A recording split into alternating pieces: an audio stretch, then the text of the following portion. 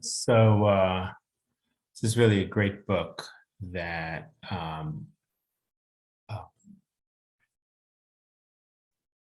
collates all the letters and things, and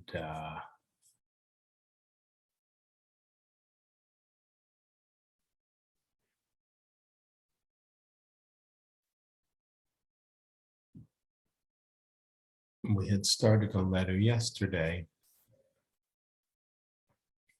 a letter of the rabbis of Shklov. And there were multiple letters. This is from 1847.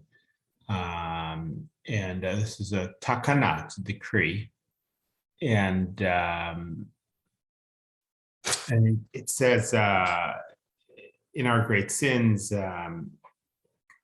they have separated from the Jewish people these men who are empty, and they call themselves Chasidim, and they build their own altar. They build their own bama, which means it's not a valid altar. It's an altar that's not in the temple. It was used at the time of the prophets, and the prophets indeed rebuked the Jewish people a lot for building these home altars. And they pray with shinuyim, they pray with changes, with shikayon gadol, and with craziness, as everybody knows. Kiyodei alakol, as everybody knows. And they do what is not in the Torah, and they don't go according to our ancestors' way.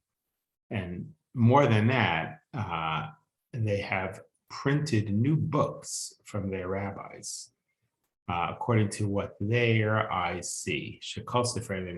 And all of their books is against our Torah. Matzlem derech mu'ukam, goes on a wayward way. Befrat guzme divrehem umasim nisim, and specifically, they exaggerate in their books, and they exaggerate the miracles that their rabbis do. Who sheker goli before some men. No, all these miracles that tell what their rabbis doing are complete falsehood, which everybody knows. God forbid to believe such a thing. Because of this evil, there has fallen among our people a fire and a shrugging off of the yoke of Torah. Now that's sort of interesting. What are they talking about here? Right, so they basically said, here's these people, they got their own system, they exaggerate about the miracles that their rabbis do. This is the letter from, this is the announcement from Shklov, 1787. And they're saying, because of this evil of the Chasidim, a fire has erupted, or has erupted among our people, causing a throwing off of the yoke of Torah. Now, are they talking about Chassidut? Are they, no, so, there's a few options here, right? Is this that they just have never met a Chassid and this is hearsay? Is it that they've met a few Chasidim in Shklov and they're doing something different? And because this is already the Enlightenment, right? I mean, we're years into the Enlightenment already, 1780s. Jews are not all religious. It's not all. And is this something different? And so there's fear. The other option here is that they are blaming the Hasidim for secularism. I mean, when they say there's a throwing off of the yoke of Torah in our community, that's certainly true. The Enlightenment was very powerful, even I think in the 1780s. Are they blaming the Hasidim for the secularization that's going on? And therefore, we who are assigned below, we agree with all the other communities to make decrees to whatever extent we can. And we have we should write and sign in the pinkas, that is the volume. There was like a diary that the communities kept, community records. We should write it in every city's community records that this should be kept as a memory. All these decrees that we're making against the Chasidim, want them written down in order to guard the Jewish people for later. And what are those decrees? As follows. To have a public fast, as we mentioned. Sounds like there's different versions of this letter that are floating around that were copied over. In one version of the letter, it says that on the 25th of Teves in that year, 1787, they were going to decree a fast day, again, to sort of spiritually battle the Chasidim, to get rid of their customs.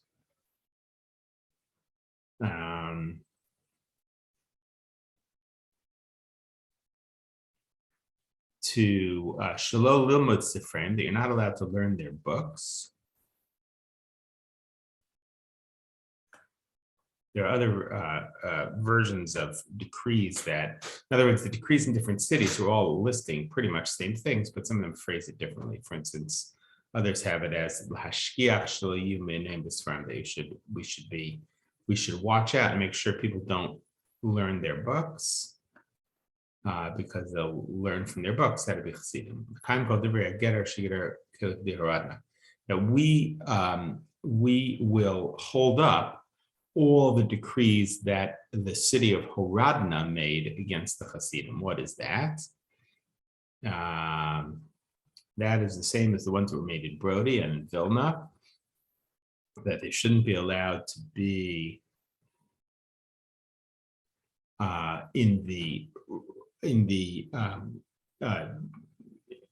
among the heads of the city.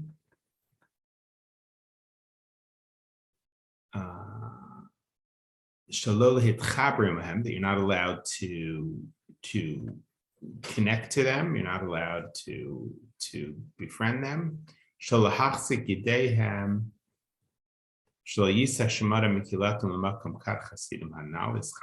you shouldn't hang out with them.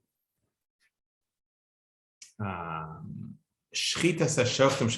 not allowed to eat their shchita, what they slaughter, you're not allowed to eat. Habasar nevela, you should consider the meat that they slaughter unkosher. Kalim golbasar, and anything that they cook their meat in is considered treif. And any meat that comes from outside of our city, if we're not sure who it came from, very interesting. In other words, we assume that it's unkosher. Why do we assume it's unkosher? Not because a non-Jew shechted it, because a chassid might have shechted it. Rakim Yaktav will only eat it if it says kosher written on it, somebody that we know. There are other versions of this kind of announcement which say that we'll only eat it. It's only kosher if it comes not from Chasidim. Now, obviously, that's not, that's partly about that they disagreed about certain kind of knife they were using, but it also serves, right, to separate the communities. If you can't eat together, there's going to be less interaction. Well, every city, we have to appoint people to enforce all of this. You're not allowed to invite any of the Chasidim to one of your simchas.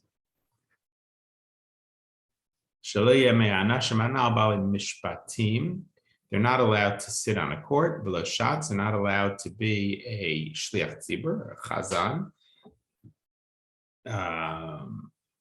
in any congregation. And they're not allowed to teach children. I mean, this is really they're out.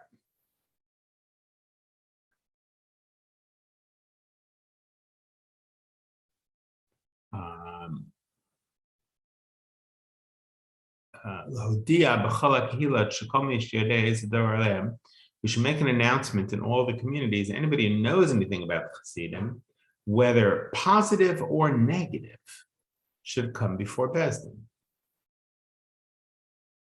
That's interesting.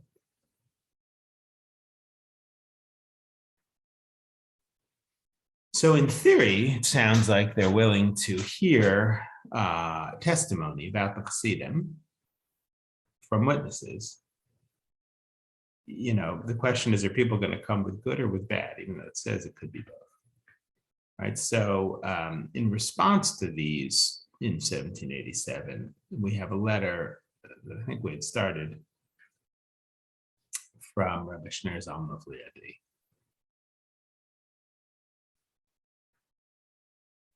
Another version of that, what we just read.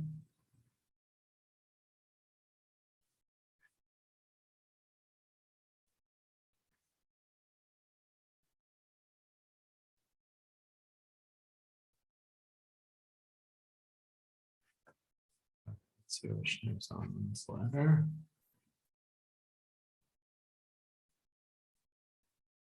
And this is the letter Rabbi Shneur Zalman to Maliev. And I think we had started this. And he writes in here his main taina, his main claim to them is he opens with blessings.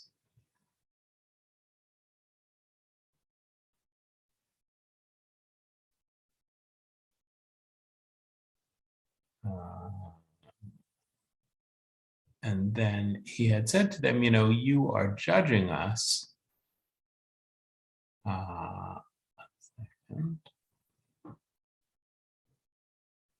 After I have, you know, written this paragraph about saying hello to you, and so he says, Hashem Yodea, God knows and is a witness. I think we started with Shalom b'merid malchas shalom. I'm not doing this to rebel, you know, against anybody.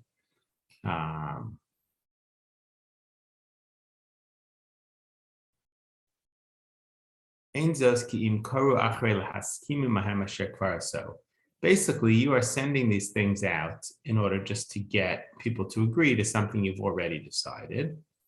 You're not really judging us fairly. You're sending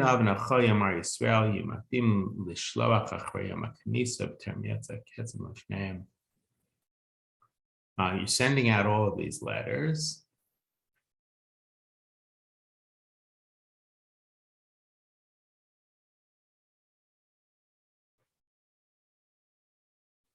And oh, that's right, we had done this. So he says, I'm not a man of words. And he says, we believe in the Torah.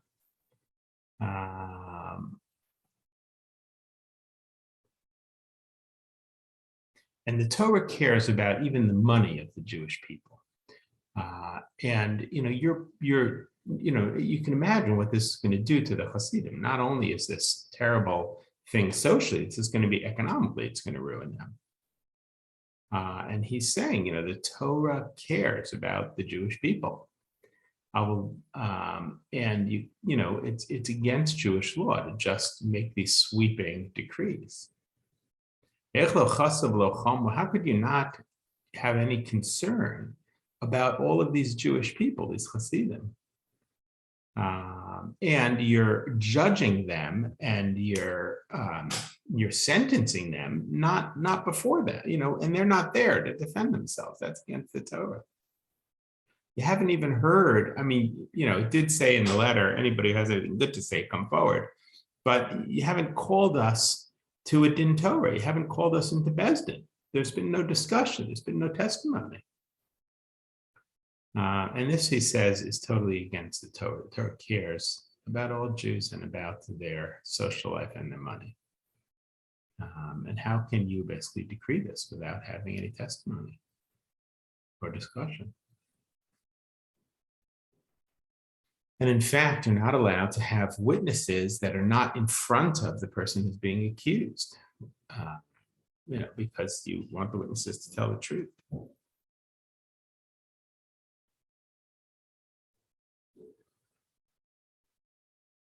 That's his argument. It's very different than Menachem and Levitebsk's argument. And certainly in our case, shudine nefashos mamish, this is not just monetary issue. This is a capital issue. You're threatening lives. People are gonna die because of this.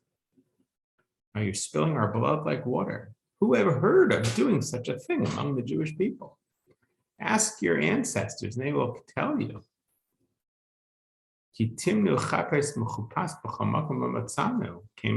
never see this in the Gemara or in the poskim. That you can threaten the Jewish people without a hearing.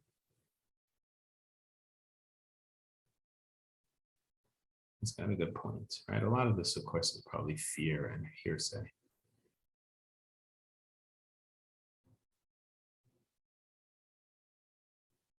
V'chidei ligdor pirtzat hadar kirahu onshin et over afal pi shahuid alav shelo b'fanav deinu mischayev kol ba'oner sal pi haTorah afal pi kin onshnet avar. He's using a lot of he has clearly a tremendous amount of Talmudic knowledge.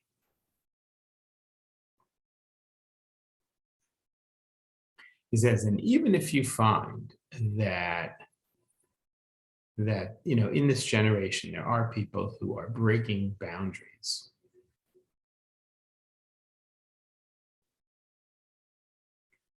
just because you find a false witness to testify against us doesn't mean we're part of it. I think what he's saying here is that there's this fear that they're part of the Enlightenment or part of the Spartans, and he says, just because you think it doesn't mean it's true. We have a lot of witnesses who would say that we're kosher. And you're talking about thousands of Jews. This is his argument.